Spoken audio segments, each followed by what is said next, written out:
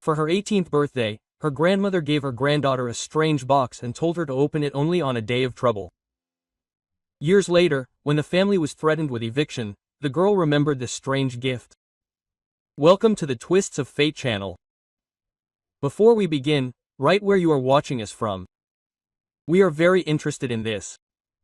We wish you a pleasant listening to this fascinating story. The gray morning light seeped into the kitchen through the cloudy glass of the window. The wind drove wet snow across the yard, which stuck to the windowsill and melted, leaving crooked wet marks. The small, cramped kitchen barely fit an old table, a peeling cabinet, and a stove on which a kettle hissed loudly. Mom sat at the table in her old dressing gown, hunched over, and laid out a stack of unpaid receipts on the oilcloth. Her face was pale. Blue circles under her eyes betrayed a sleepless night. Here it comes again, she said quietly, without looking up. The 5th month. Anya stood by the window, stuffing her hair into a careless ponytail. The smell of boiling tea and damp air made her shudder. It was too familiar, like a harbinger of an unpleasant conversation. Mom, I'll be late today. My shift ends at 9 o'clock, she said, hoping to push the difficult topic aside, at least for a couple of hours. Mom nodded, but didn't have time to say anything. The doorbell rang sharply. The bell was insistent, rude, like a punch. They exchanged glances. You're not expecting anyone, are you? Anya asked. No, Mom stood up, mechanically smoothing her robe. 2 men were standing in the doorway. One in a strict black coat with a leather folder under his arm. The second in the uniform of a bailiff. They smelled of cold and the street. The tenants of the apartment. The voice was dry, like the crunch of paper. According to the court's decision, we notify you that in 30 days the premises will be sold to pay off the debt. Mom turned pale. Wait, but we have a month to. You have 30 days, repeated the man in the coat, not listening. But the bank can file a motion to expedite it. Sign the notice. His words hung in the air like a sentence. The bailiff silently handed Mom a pen. She signed with a trembling hand. When the door closed, the kitchen became cramped and stuffy, as if the walls had moved closer. Is this all because of him? Yes, quote, Anya asked quietly.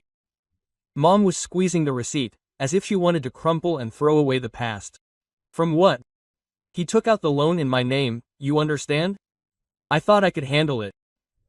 I thought he would come back. The neighbor Lida, as always, eavesdropped through the door and immediately came in. Lida was a strong woman, with sly eyes, always smelling of fried onions. What did I tell you? Go see a lawyer, don't drag it out. She shook her finger. These jackals are just waiting to throw you out into the street naked. Anya silently pushed back her chair and went to the shelf in the corner of the room. There, among the old photographs and souvenirs, stood a small wooden box with a worn lacquered lid. The ribbon with which it was tied had already faded to a lavender pink. Anya picked it up. The wood was warm, and it smelled of dried apples, the smell of childhood and Grandma's country house. What's wrong? Mom was wary. Do you remember? Anya turned to her. Grandma gave it to me for my 18th birthday. She said, you'll open it on a day of trouble. Mom frowned. And you think that this is a day of trouble? What other day? Anya put the box down on the table. Lida snorted. Maybe there's a letter in there with a pie recipe, and you're building your hopes up here. Anya smiled, but her fingers clutched the box tighter. In the evening, after her shift at the bakery, she returned to the shelf again. The kitchen was dark, only the table lamp cast a soft yellow light. Mom was asleep, tired of worries. Anya ran her fingers over the lid, feeling every scratch. It floated before her eyes. Grandma sitting on the porch, tying a warm shawl, looking at her with kind but serious eyes. You will open it on a day of trouble, Anya, and not before a voice sounded in her memory. All that I can leave you there. Anya had almost untied the ribbon, but froze. Her heart was pounding. Tomorrow, she said in a whisper, as if her grandmother could hear her. The snow outside the window was falling in thick flakes. The darkness of the street was viscous, and the house seemed too big and too empty. And in this silence, Anya seemed to hear someone breathing quietly behind the wall. The morning greeted Anya with a viscous gray light and an unpleasant cold that penetrated even under the blanket. Outside the window, a fine snowfall fell, the wind rustled in the window. The room smelled of cold tea and her mother's blood pressure drops. She sat up in bed and listened to the house. Her mother was already quietly fussing about in the kitchen, without the clink of dishes, which meant she was trying not to wake her. But today Anya decided that she could not put it off any longer. Taking a box from under a pile of old magazines, she sat down on the edge of the bed. The ribbon fell apart in her fingers, as if it had been waiting for this moment. The wood creaked slightly when the lid gave way. Inside lay an old key, heavy, with a long, bearded tooth, covered in a dark coating. Under it was a piece of yellow fabric, soft as a handkerchief. On the fabric was a neatly folded note. Anya unfolded it. Grandma's handwriting, sweeping, confident, like that of people accustomed to writing a lot and quickly, the key to the cell. If you really need to, go to the old bank on Soborny. Tell the business of shareholder Gromova. Don't drag it out, Anya, this is important. Her mouth was dry. What's there? Mom appeared in the doorway, leaning on the doorframe. Her face was pale, her eyes wary. The key and the address, Anya answered quietly. Grandma was writing about some cell. In the old bank. Mom frowned. The wrinkles around her mouth became deeper. That bank closed about 10 years ago. It was supposedly merged with Region Credit. But if the archive remained, Anya began. Mom waved her hand, yes, it was probably empty. Or old debts. A knock was heard from the kitchen. This Lida, as always, opened the door without knocking. And I came in for a cup of coffee, she said, putting her thermos on the table. I hear you talking about the old bank. Yeah. The region ate up its credit, but it seems they didn't destroy all the archives. They say there's some department left in the old building on Sobernaya. Anya raised her head. Right. Well, you know, my nephew works at the tax office. He's always talking about such things. Ask about Alexei Alexandrovich there. They say he still treasures the old documents like the apple of his eye. A thin spark of hope ignited in Anya's chest. Anya, Mom said that with a hint of weariness. I don't want you to be disappointed. Quote, Mom, do we have anything to lose? Anya asked and answered herself, no. An hour later, she was already standing at the door, pulling on her warm but worn-down jacket and wrapping herself in a scarf. She put the key from the box in her pocket, the note in her purse. The city greeted her with a slush and the smell of wet asphalt. The tram was overcrowded, the windows were fogged up, and Anya saw her face in the mirror reflection of the glass, serious, slightly pale, with stubbornly pursed lips. On Cathedral Street it looked as if time had stopped there. Old facades, peeling signs, heavy doors with brass handles. The bank building was made of gray stone with high windows behind which a dim light flickered. Inside it smelled of dust, wet coats and old documents. Behind the counter sat a woman of about 50 with tired eyes and knitting in her hands.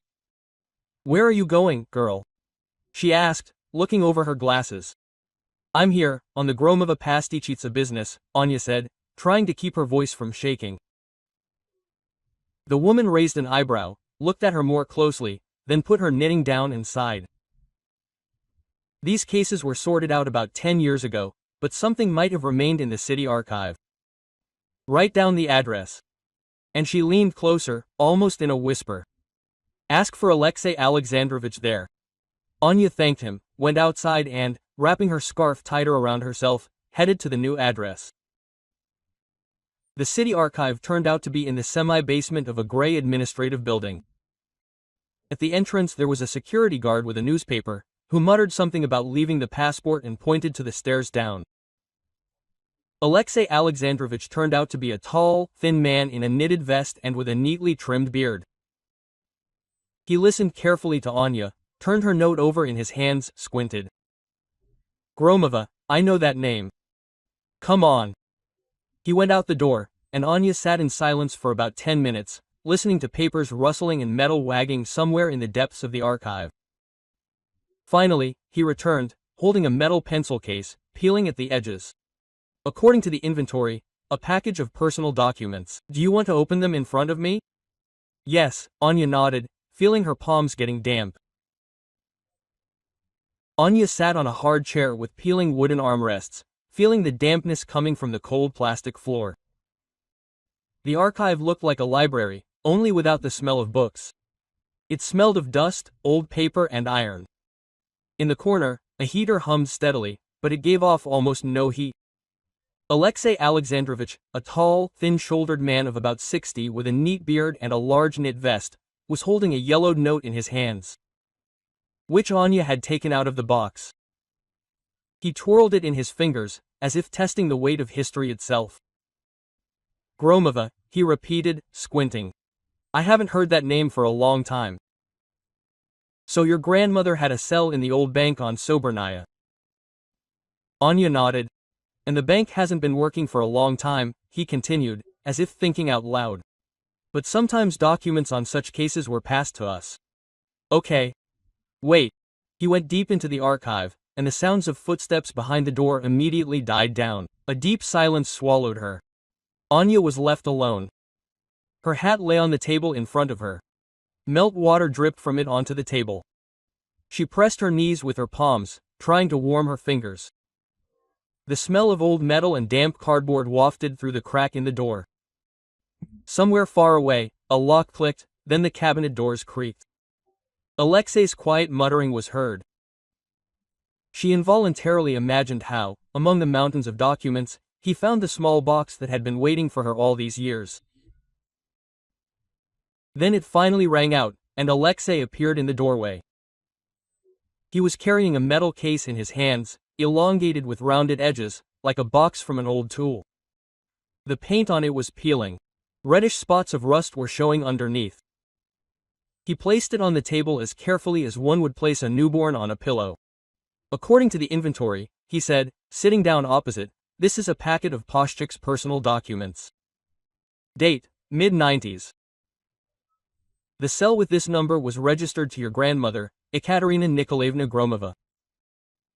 And what could be in there? Anya's voice sounded quieter than she intended. Anything. Sometimes old collection books, bonds, wills, sometimes just letters and photographs. The owner or heir should open it. Do you have your documents with you? Anya quickly took out her passport. Her fingers were shaking a little. He checked the last name and first name, then took a small key from his pocket, clicked one lock, then the second. The locks gave way with a dull metallic sound, as if waking up from a long sleep. Quote, "Be careful," he said quietly, lifting the lid. From inside there was a smell of dry, acrid dust and something warm, as if these papers had absorbed the warmth of the hands that had once held them. Inside there was a thick envelope tied with twine and several yellow folders. On the envelope was a wax seal, cracked at the edges, but still intact. Sealing wax, Anya was surprised. Yes, Alexei nodded.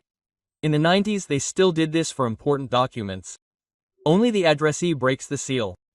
Anya ran her fingers over the hard surface of the seal. The sealing wax was cold and slightly rough. She felt her mouth go dry. Quote, "May I?" she asked. "This is yours." With a flick of her fingernail, she broke the seal. It cracked, and small fragments fell onto the table. The twine easily untied. There was a thick stack of papers in the envelope. The first is a book by a fingerpicker from the Luch Cooperative, dated 1995. The pages are yellowed, but the grandmother's name is written clearly.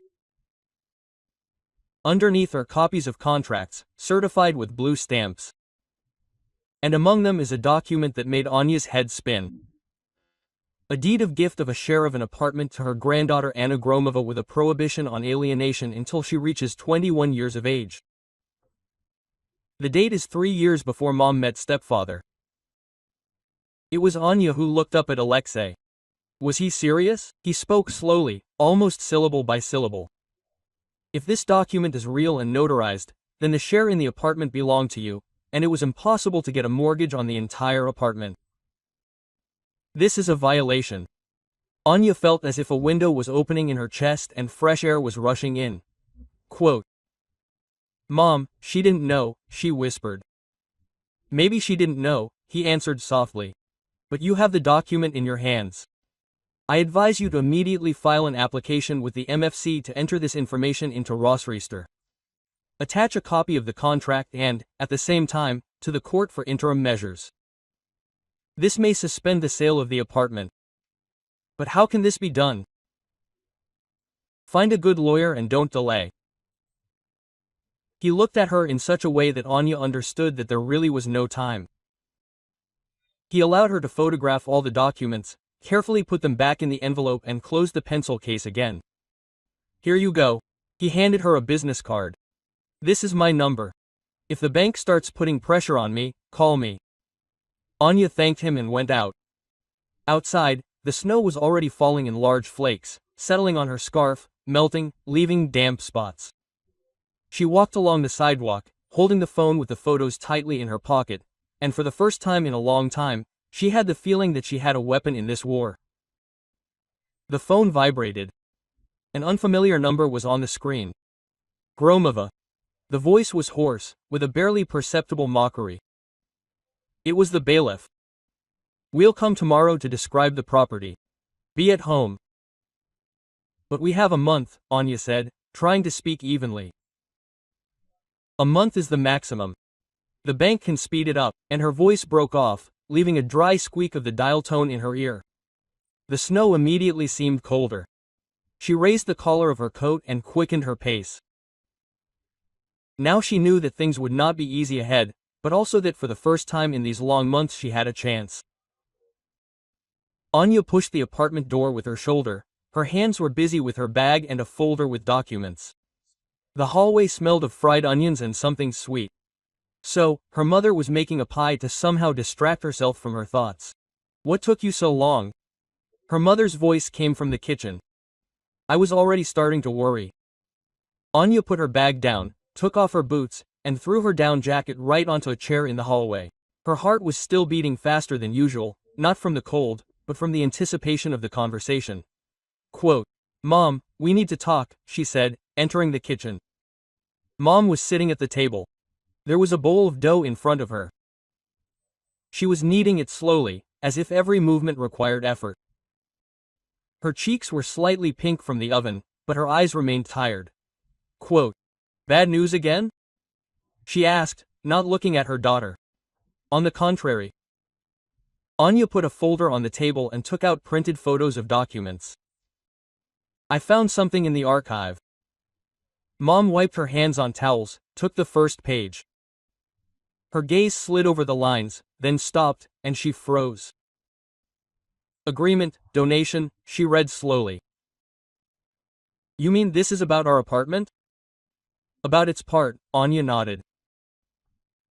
"Grandma registered the share in my name when I was 15, and there was also a ban on alienation until 1921. Lord," Mom sank into a chair as if someone knocked her down. "Me, I didn't know anything about this." "So, the mortgage on the entire apartment is illegal," Anya added.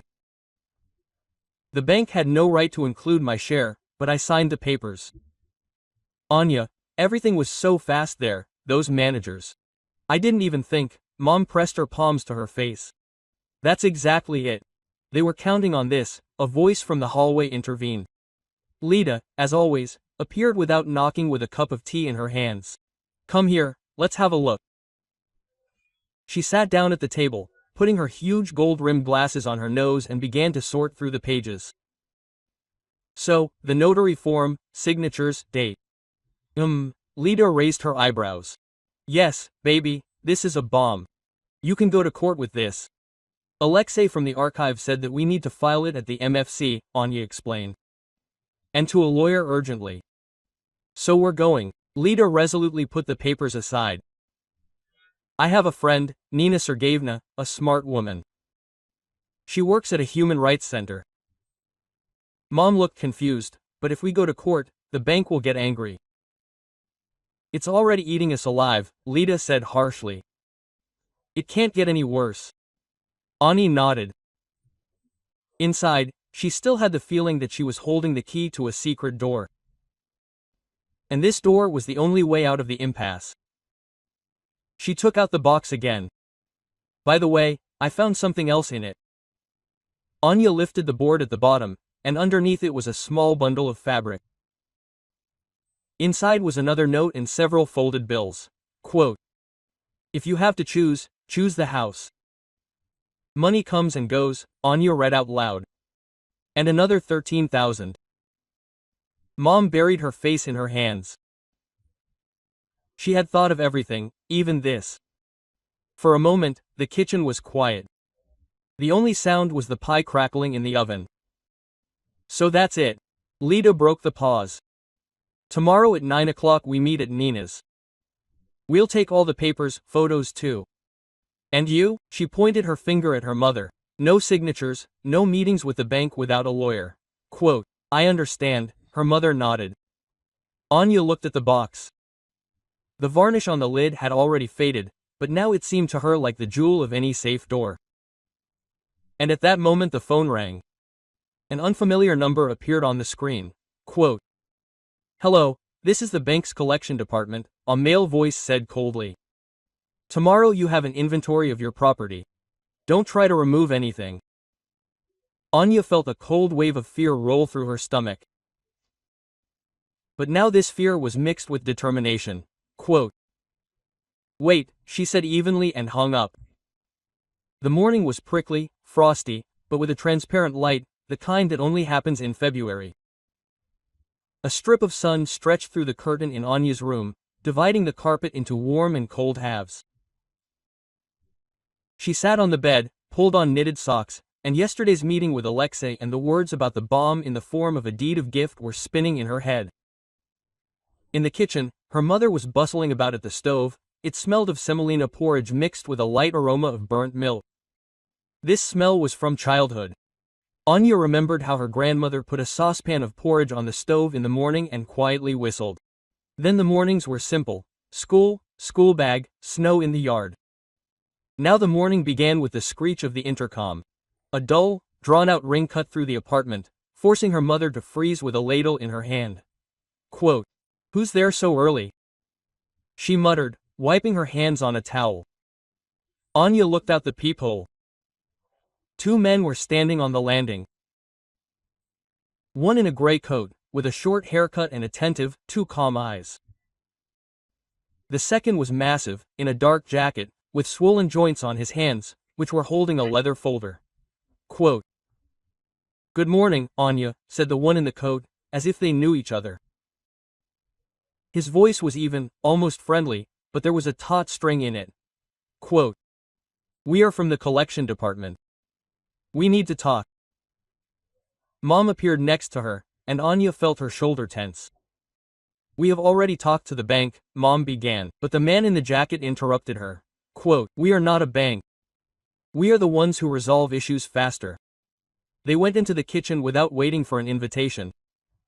A strange smell immediately appeared in the air, a mixture of cheap men's cologne and the cold outside. Anya stood by the door, watching her mother pour them tea. She knew that her mother always did this when she was afraid, fed them, gave them water, creating the appearance of a normal conversation. Quote, "You have a month," said the one in the jacket, clasping his hands around the mug. "But the bank can speed it up. We came to warn you and to offer options?" Anya asked cautiously. The man in the coat smiled slightly, but said nothing. Instead, he took a notepad out of his pocket, leafed through the pages, made a couple of notes. And then he looked up. "You are Gromova, aren't you, Anna?" Anya was wary. "Yes."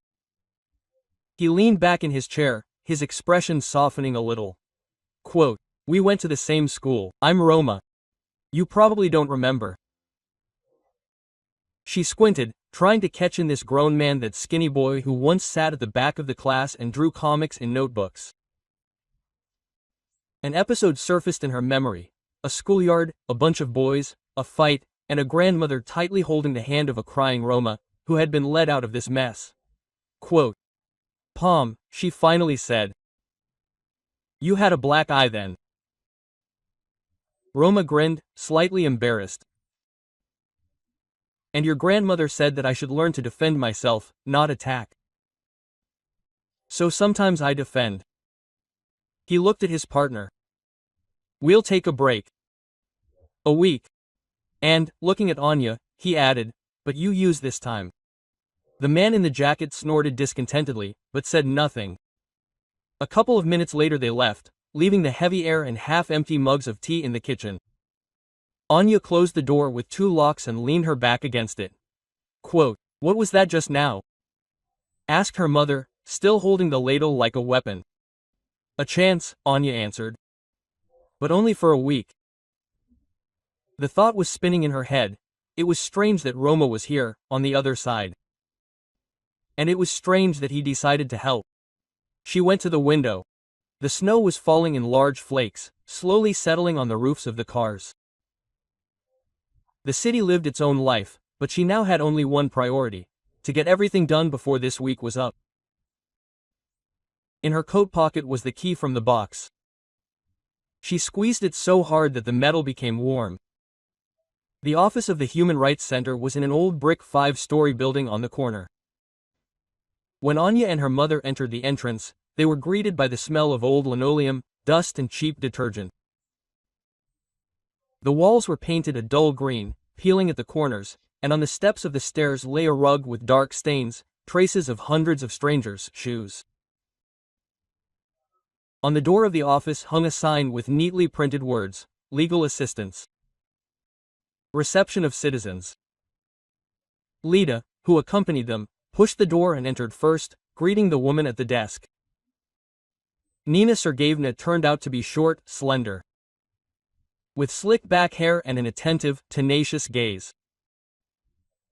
She was wearing a gray suit and a thin sweater, and on the table there was a neat stack of folders, next to which lay a cup of tea from which light steam was rising. "Here, Ninochka." Lida put a folder with documents on the table. "My friend Anya. The problem is serious, time is running out." Nina Sergeyevna nodded and offered to sit down.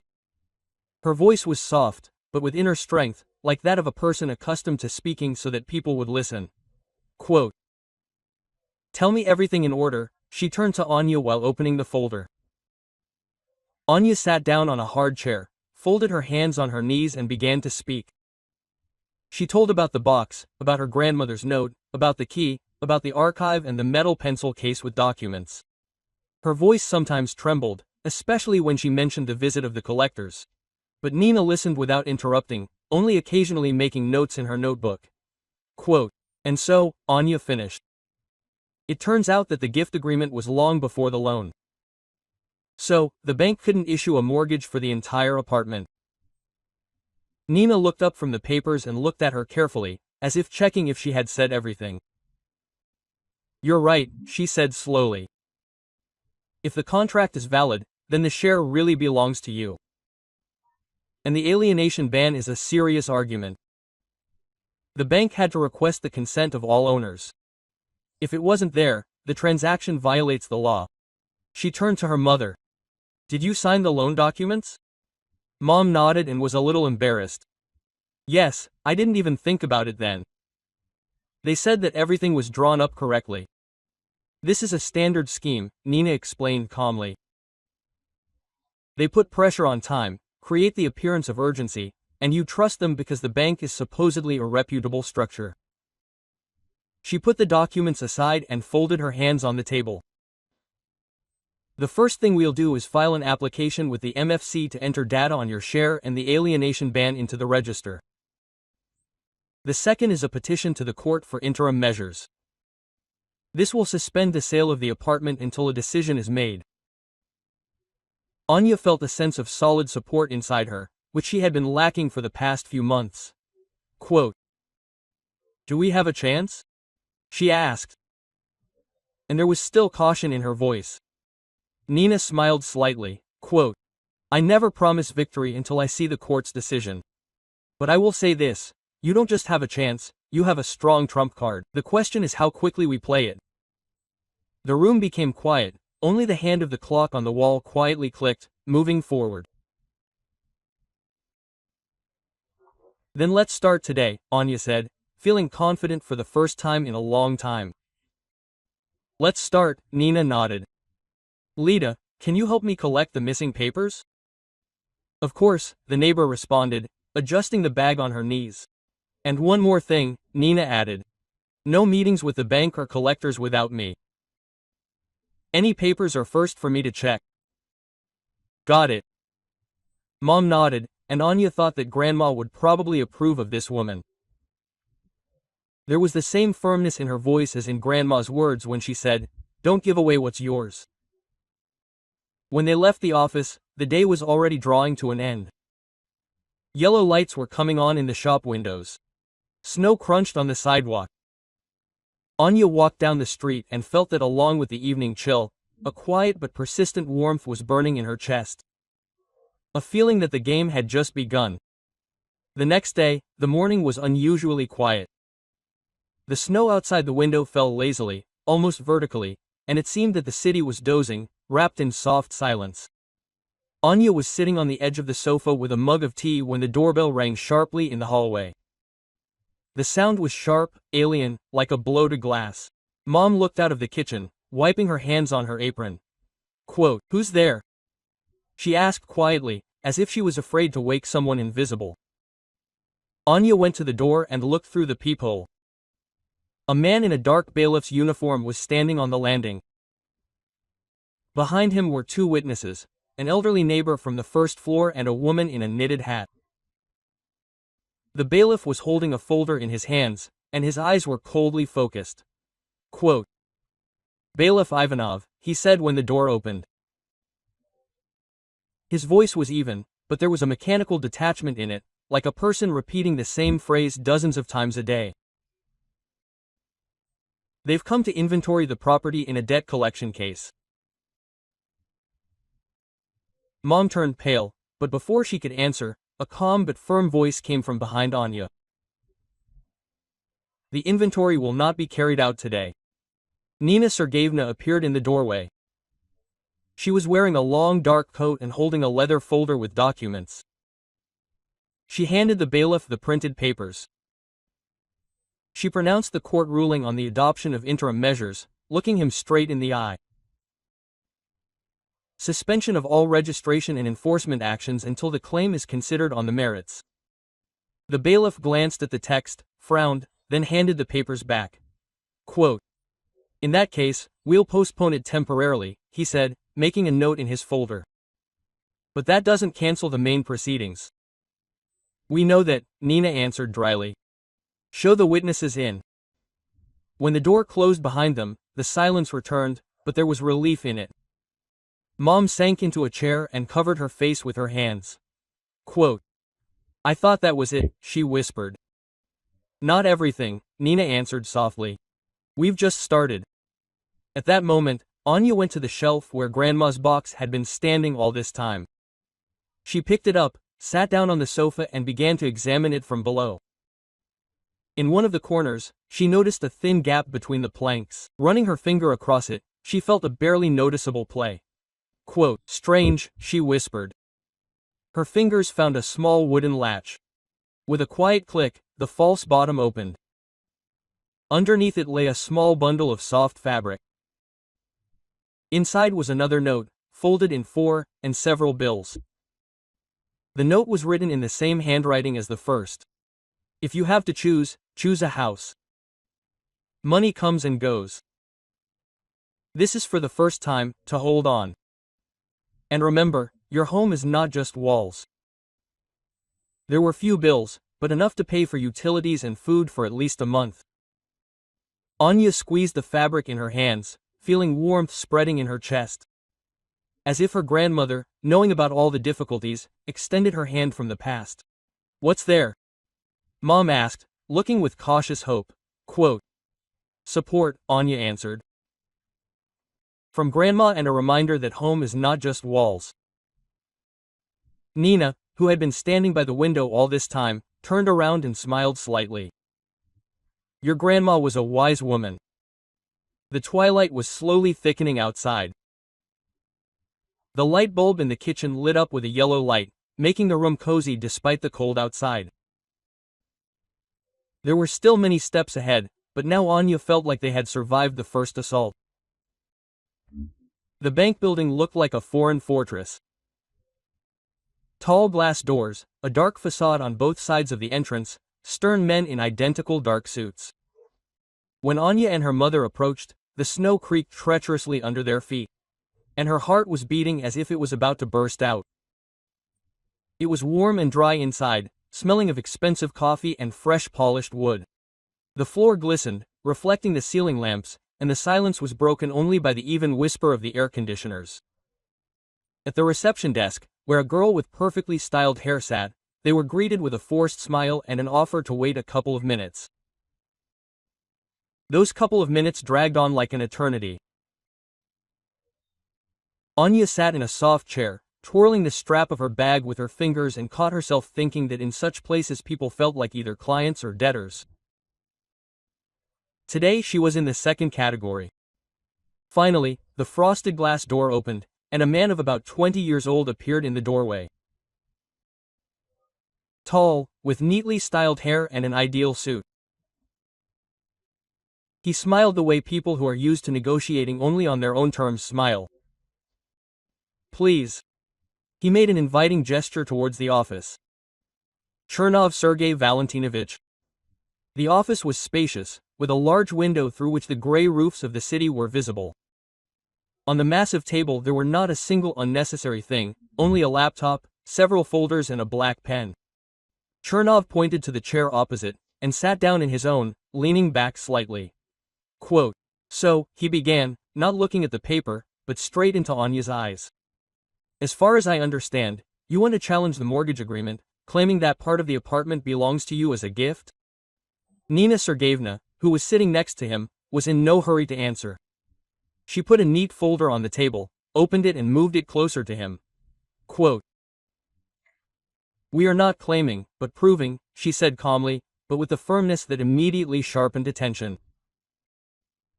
The gift deed was drawn up long before the conclusion of the loan agreement. The prohibition of alienation was recorded by a notary. Your bank, having issued a mortgage on the entire apartment without the consent of one of the owners, violated the law.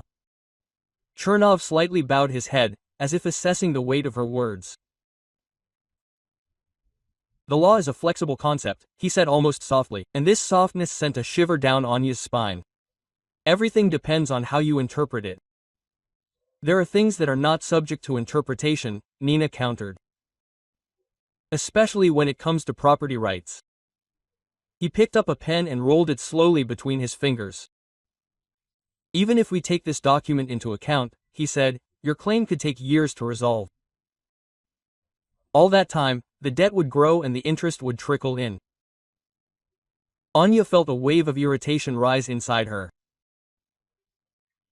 She wanted to say that she had not started this game, but she shook her hands, feeling her nails digging into her palms, and let Nina continue. Perhaps, she agreed. They are interim measures that suspend any collection actions, and we have already received them. Chernov looked up, and for the first time that meeting, his eyes narrowed slightly. Something predatory flashed in his eyes. You understand that we do not like to lose, he said, and there was not a hint of a joke in this phrase. I understand, Nina replied, not looking away. But we're not here for you to win. We're here for my client to keep her home. Quote. There was a pause in the office. Snowflakes were slowly swirling outside the window, and this quiet dance seemed an odd contrast to the tense atmosphere inside. Chernov finally closed the folder, as if putting an end to the conversation. Well, he said, let's see how this ends. When they went outside, the cold air hit her face, and Anya suddenly felt how easy it was to breathe, as if she had been holding extra weight in her lungs the whole time in the office. It will press, Mom said quietly. Let it, Anya answered, looking at the snowy street. We too. The day was gray, but windless, and there was something deceptive in this calm. Anya walked along a narrow street in the old district, where the houses stood close to each other, and the courtyards were still as she remembered them from childhood. Peeling benches, rusty horizontal bars, paths trampled to the ground. She had not been here for many years. As a child, when she came to visit her grandmother, she always ran ahead to be the first to see the carved door of the entrance and the old maple tree, which her grandmother called our guardian. Now the maple was cut down to a thick trunk, and only a few bare branches stretched from it, like hands asking for help. The entrance greeted her with a familiar smell. A mixture of old paint, wet rag and a slight sourness, as if the spirits of decades lived were still preserved here. On the first floor, by the window, Aunt Shura, a neighbor Anya remembered from childhood, was sitting in an armchair. Like then, she clicked the seeds, deftly throwing the husks into a tin can. Quote, "Oh, you thunder." Aunt Shura stood up, as if she saw a distant relative. "How many years have passed? I thought you wouldn't even remember the way." "I came on business, Aunt Shura." Anya sat down on the edge of the bench, feeling the warmth of memories wash over her. "Remember, Grandma registered part of the apartment in my name in the 90s. "Of course," Aunt Shira nodded so confidently, as if it had all happened yesterday. "I was a witness at the notary's office then. Ekaterina Nikolaevna prepared everything herself. There was not a single mistake in her papers." Anya felt her chest tighten with gratitude. "Do you have any notes left? Signatures, perhaps?" "There is no note, but my signature is in their journal," Aunt Shira answered. "And that notary who handled the case is still alive, although he is retired. He lives in the neighboring house, babysitting his grandchildren." They walked together, and on the way Aunt Shira told stories about her grandmother, how she could collect certificates in one day that others would do for weeks, how she always treated her neighbors to pies if someone had a misfortune, how she argued with the chairman Zika, but then still helped him paint the fence. The notary lived in a two-room apartment on the second floor. The door was opened by a short gray-haired man with a thin mustache and kind eyes. "Anya," he was surprised. "Ekaterina's granddaughter. Well, of course I remember." They went into the kitchen, which smelled of freshly brewed tea and dried herbs. On the shelf stood neatly arranged folders, each with a bright sticker. Quote, "Yes, I was in charge of that case," he said, sitting down at the table. "I can confirm that the contract was drawn up according to all the rules and that your grandmother insisted on a prohibition on alienation." Quote. She then said, "The house must remain in the family, no matter what happens." These words struck right to the heart. Anya remembered how her grandmother that day, strict but with a warm smile, ran her fingers through her hair and said almost the same thing. "The house is your support, Anya. Even when people change, the walls can remain. If necessary, I will write a testimony," the notary added. "And I will go to court if necessary." Anya thanked him, and, leaving the apartment, she already knew that they now had not just papers, but living voices that could tell the truth. Outside, the snow began to fall again, quietly settling on the old roofs. And this snow seemed to her somehow soft, almost homey, as if the city itself wanted to help preserve what was dear to her. By evening, the sky darkened so quickly, as if someone had flicked a switch. Anya was returning home through a deserted courtyard, where the wind drove scraps of bags and rare snowflakes. In her hands was a bag of bread and tangerines. A small joy that she allowed herself after meeting with Aunt Shira and the notary. But as soon as she went up to her floor, her heart ached painfully. The door to the apartment was slightly open, not so much that it was wide open nastige, but the lock was somehow uncertain, as if it had been closed in a hurry. She pushed the door with her palm and felt the metal move slightly under her fingers. The keyhole was scratched, and there were crumbs of old paint lying around, crumbling from sudden movements. "Mom!" she called, and her voice echoed in the silence. Mom looked out of the kitchen, holding a ladle in her hands, as if it were a weapon. Her face was tense, her lips were tightly pressed together. I thought it was you, she said quietly. Someone was picking at the lock. I'm sitting here with a ladle and wondering what kind of fool I'll be if they come in. Anya put her bag on the table, went to the door and ran her fingers over the damaged metal. So they want to show that they can come in at any moment, she said. And this thought made her chest feel cold. At that moment, footsteps rustled in the hallway, and a familiar voice called out, Anya. She looked out onto the landing and saw Roma. He was wearing a dark jacket, with a backpack over his shoulders and a serious expression on his face. I stopped by this house on business. I heard that someone was hanging around near your door, he said, approaching. The guys from my former department. Former? Anya clarified. He smiled slightly, but there was no joy in his smile. I quit today. I don't want to be part of what they're doing. Anya looked at him silently, and at that moment a clear feeling came to her. He really had gone over to her side. Thanks for warning me, she said. But if they decide, they won't decide, Roma interrupted. At least as long as I'm around. They were standing by the door, and the smell of tangerines was coming from the kitchen. Mom had already started peeling them, as if she wanted to interrupt the tension in the air with this sweet smell. I'll help you change the lock, Roma offered. Today we'll install an additional one. Anya nodded. While he was fiddling with the tools, she watched him unnoticed. Confident movements, a focused look, a slight wrinkle between his eyebrows. She remembered how his grandmother had led him out of a fight, holding his hand, and how he had looked up at her with gratitude. When the new lock clicked into place, Roma rose from his knees and said, It's done. Now at least I feel a little calmer. Quote, Thank you, Anya answered. Are you really on our side? Yes, he said without hesitation. And I will be to the end. These words, spoken simply, without pathos, sounded like promises to her. Snow was falling quietly outside the window, and in the apartment, despite the anxiety, it became a little warmer not from the radiators, but from the feeling that they were no longer alone. The courthouse looked gloomy even in the morning light. Heavy doors, tall windows with dull glass, peeling plaster. There was a crowd of people in front of the entrance, some were smoking, some were hurriedly leafing through folders, some were nervously pacing from side to side. Anya was clutching her bag of documents in her hands as if it could protect her from everything that was waiting inside. The hall smelled of wet coats and cheap coffee from a machine. The benches along the walls were occupied.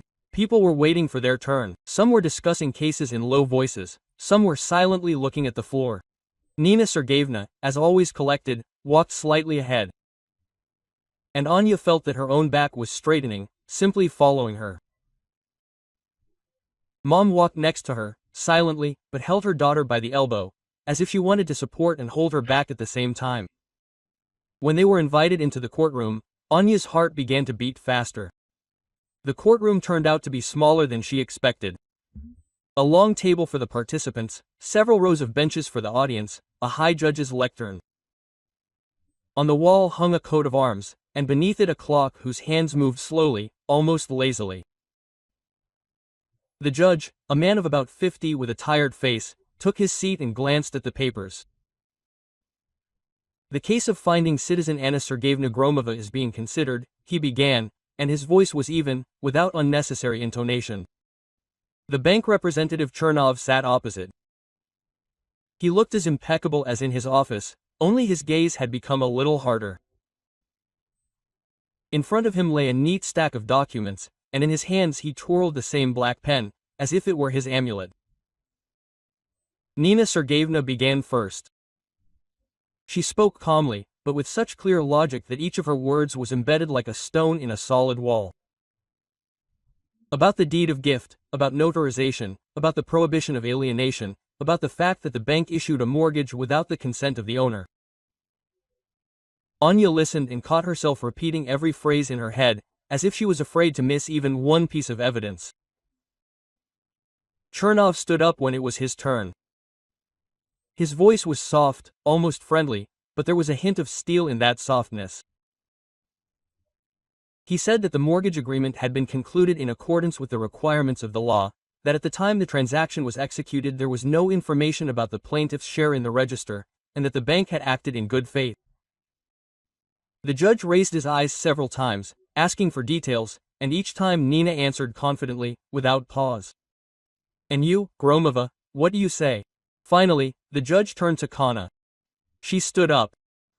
Her knees were shaking slightly, but to her surprise, her voice was even. "I don't want any money.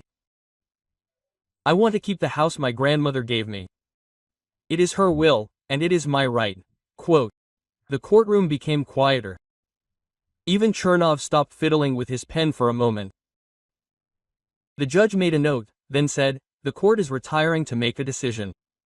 When he went into the deliberation room, time seemed to stand still. The clock on the wall continued to slowly count down the seconds, and Anya felt a heaviness building up in her chest, ready to burst out. The seconds dragged on so slowly that it seemed the hand on the clock was making unnecessary stops between the divisions.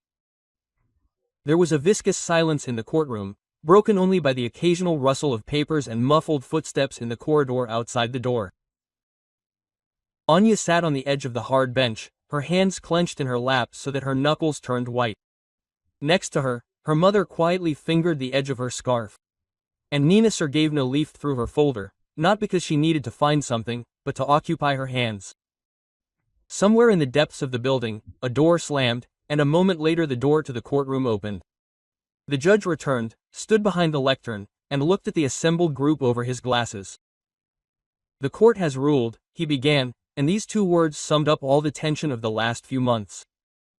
He spoke evenly, without intonation, listing the points of the decision. To recognize the deed of gift as valid, to establish the fact of the prohibition of alienation of the share, to recognize the mortgage agreement as invalid in the part concerning this share, to suspend any actions on the sale of the apartment, to oblige the bank to recalculate the obligations. The words fell like stones in a foundation, each strong, heavy, unshakable. Anya felt a hot lump rise in her throat, and something compressed in her chest straightened out. Mom exhaled, pressing her palm to her lips, and tears glistened in her eyes. Chernov remained sitting with a stony face, only his fingers on the pen clenched a little tighter.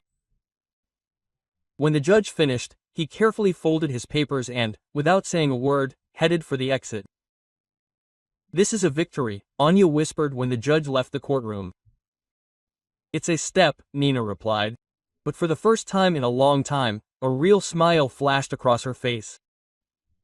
"And you saved a very big house." They went outside, and the world seemed different. The snow stopped, the sky became brighter, and the air was fresh and light, like after a long thunderstorm. Mom hugged Anya tightly, almost like a child, and said through her tears, "You are grandma's. She would be proud of you." Anya smiled, and at that moment it seemed to her that somewhere nearby, in the soft silence of a winter evening, there really was a grandmother. In every warm breath of wind, in every snowflake that fell on her palm. 2 weeks passed after the trial. The bank, as Nina Sergeyevna predicted, tried to bargain, but not from a position of strength, but already in search of a way out. In the end, they signed a settlement agreement, recalculated the debt, excluded Anya's share from the collateral. The payment schedule was made feasible. For Mom, it was like taking a deep breath. After a long run, she stopped walking around the apartment, as if on a thin ice, and began to notice the little things again. She moved the clay vase that she had previously hidden in the closet to the windowsill, washed the windows, although it was February outside. Roma really did stay close by. He helped with the hard work. Sometimes he would just drop in for a cup of tea and tell her how he got a job as a courier in a small company. He said that he was tired of a job where you have to break people. In the meantime, she signed up for evening accounting courses and a couple of times a week helped Nina Sergeyevna in the reception area, sorting out papers for other people who had found themselves in a similar situation. On the evening of the day when they received a copy of the settlement agreement, the apartment smelled of cabbage pie. Mom was setting the table, slowly, with pleasure, laying out plates on a clean tablecloth with blue flowers. Lida brought her signature herring under a fur coat. Roma, a bag of hot buns. The box stood on a shelf in the living room, in the most visible place. Her warm, slightly worn varnish shone in the lamplight. Quote, "Will you open it?" Mom asked when they sat down at the table. Anya came over and picked up the box. At the bottom, under the fabric, they left Grandma's note, the very one where she wrote, "If you are reading this, you are already stronger than you were. Take care of the house, it takes care of you." Anya carefully took it out and put it next to the plate. "We saved it, Grandma," she said quietly, and at that moment she felt that she was not speaking into the void. Snow was slowly falling outside the window, laying on the windowsill in a soft layer. The room was warm, and this evening seemed to belong only to them, to the house they had defended, and to the people who filled it. Anya knew that there would still be difficulties ahead, but now she had a home. And most importantly, she knew the value of these walls. They were held not by bricks, but by the people who were nearby. Thank you for listening to the story. This was the channel Twists of Fate with you. Sorry for the mistakes. Write in the comments what you think. If you liked it, subscribe to the channel.